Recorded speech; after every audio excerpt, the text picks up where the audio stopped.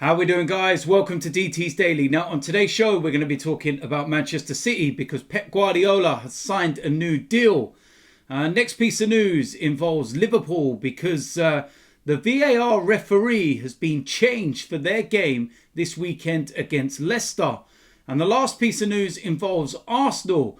And apparently, Danny Ceballos and David Luiz had a training ground punch-up. I represent my fucking self. How we doing, guys? Welcome to DT's Daily. That's right.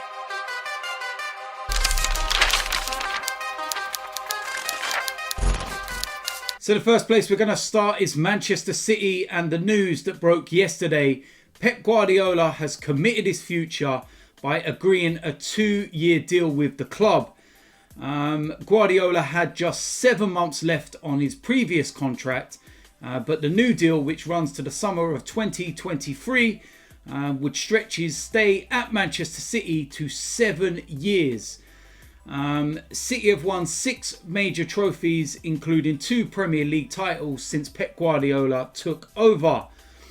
It is already Guardiola's longest stay as a manager after 4 years in charge of Barcelona and 3 years at Bayern Munich. Ever since I arrived at Manchester City, I have been made to feel so welcome in the club and the city itself. From the players, the staff, the supporters, the people of Manchester and the chairman and the owner. Since then, we have achieved a great deal together, scored goals, won games and trophies, and we are all very proud of that success. Having that kind of support is the best thing any manager can have.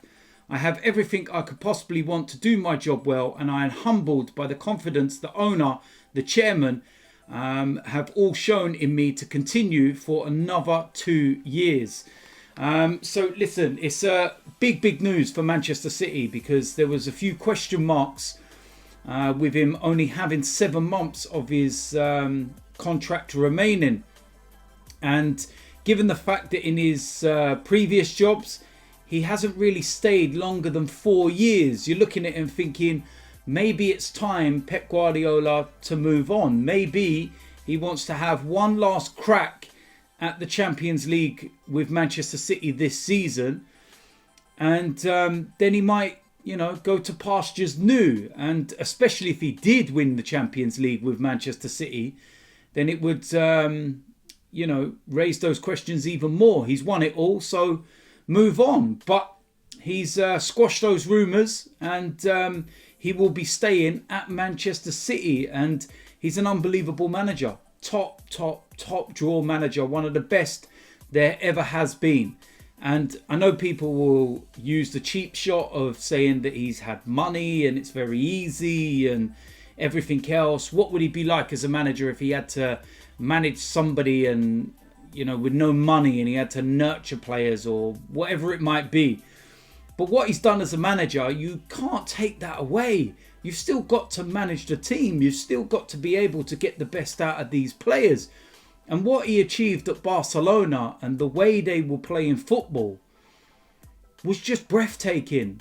He revolutionised the modern game in the current era we're in. And the football that Barcelona played at that time. I remember Arsenal and Arsene Wenger moved away from their tried and tested, powerhouses in the midfield to this tippy-tappy stuff. And it was just never worked out really, did it? And you think of Barcelona, you had Iniesta and Xavi and Messi and that team was just insane. And I was very fortunate enough to have seen that team live, and not fortunate was the fact that I watched them live against Arsenal, and more times than not they battered us. But yeah, Manchester City will be very happy that they've got that done, and that will eliminate any question marks. And Pep Guardiola has signed a new deal. Next piece of news involves Liverpool and Leicester, I suppose you could say, but David Cote, I believe that's how it's pronounced, I'm not 100% sure, will not be the video assistant referee for Sunday's Premier League game between Liverpool and leaders Leicester. He was, of course, the VAR official on duty for Liverpool's 2-2 draw at Goodison Park last month, where Jordan Pickford escaped a red card for his challenge on Virgil van Dijk, a tackle which left the Liverpool captain needing surgery on a knee injury and has left him sidelined for the remainder of the season. Andre Mariner has replaced him as the VAR at Anfield. He will now go and referee Manchester United's game with West Brom on Saturday night at Old Trafford. And when that was announced, Gary Neville actually put a tweet out. Very simple. Strange.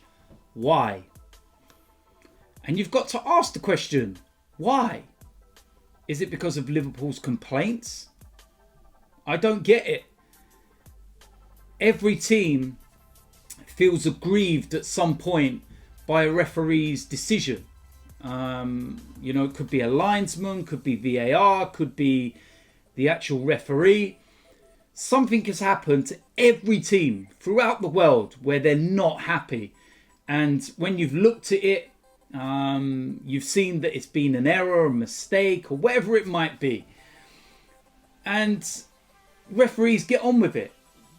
Clubs get on with it. The referees are still in charge the following week or whatever. And, those same referees will ultimately come back and, officiate your games.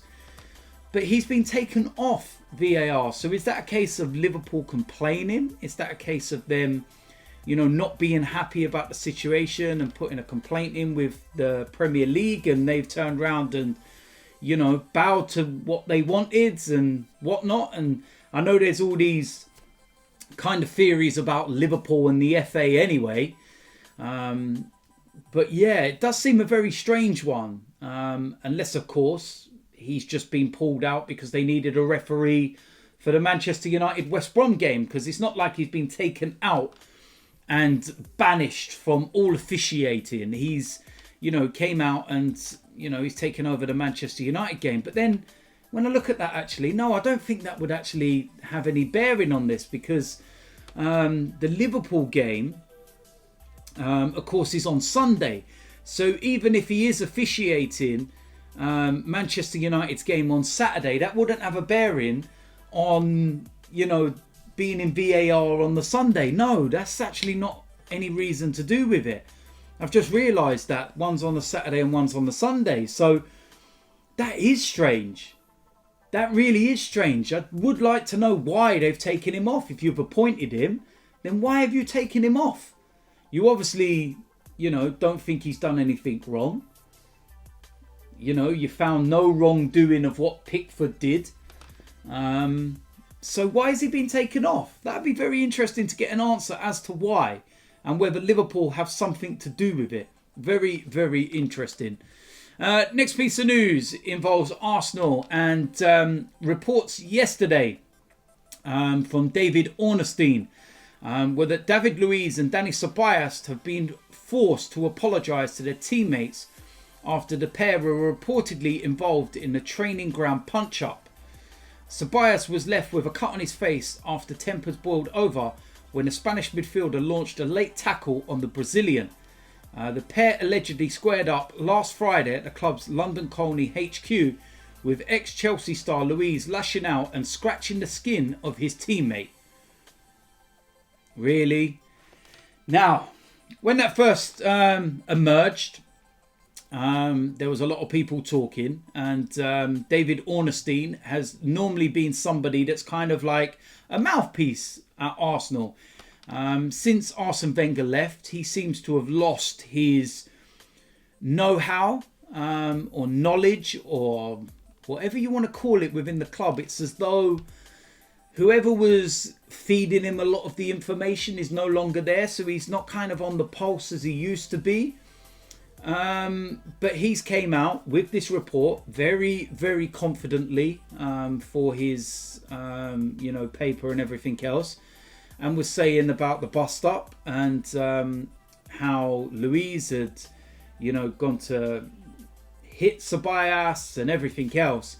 And the twist to this is that Dani Ceballos very, very quickly took to social media and quote tweeted David Ornstein's, report, and he very simply said, "Fake news." Yeah. So you're looking at this and you're saying, right, David Ornstein, who's giving you information? Who at Arsenal has gave you this piece of news? Who's told you that this has happened?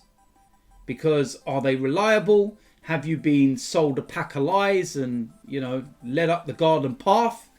Or are you telling the truth? And Danny Ceballos is now coming out and saying it's fake to cover his own tracks and Arsenal's as well, because it wouldn't be good hearing and seeing something like this going on. And with Danny Ceballos as well, it would actually be the second incident this season already, because we saw what happened when he was warming up at Fulham in the first game of the season with Eddie Nketiah, and they had to be pulled apart from each other. So this would not be a good look for him.